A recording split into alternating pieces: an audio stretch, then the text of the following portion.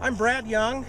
We operate Prairie States Seed as well as a farming grazing operation here in northeast Nebraska.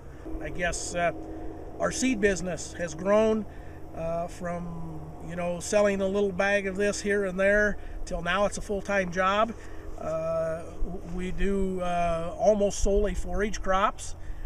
We've moved into a lot of cover crop seed. We sell a lot of cover crop seed that is not grazed.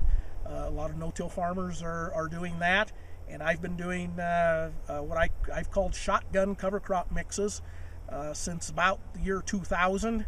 And about 4 or 5 years ago, those same type of mixes were coined cocktail mixes by some fellows in North Dakota.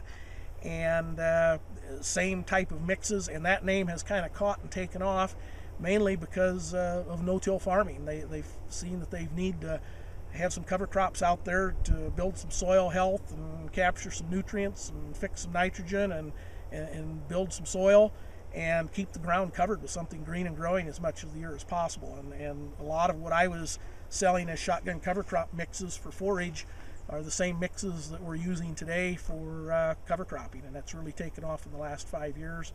And with the high grain prices the last few years, or high enough to be at least break even, the row crop farmers are not converting a lot of pasture to, or a lot of crop ground to pasture, and so grass seed sales have been kind of leveled off, but the cover crop seed has taken off.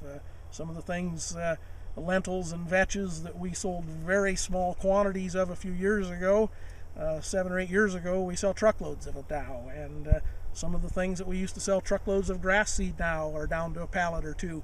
It'll swing the other way someday when grain crops aren't as profitable. There'll be a lot more go back into grass, so everything will turn back around and we'll be back to selling a lot of grass seed again someday.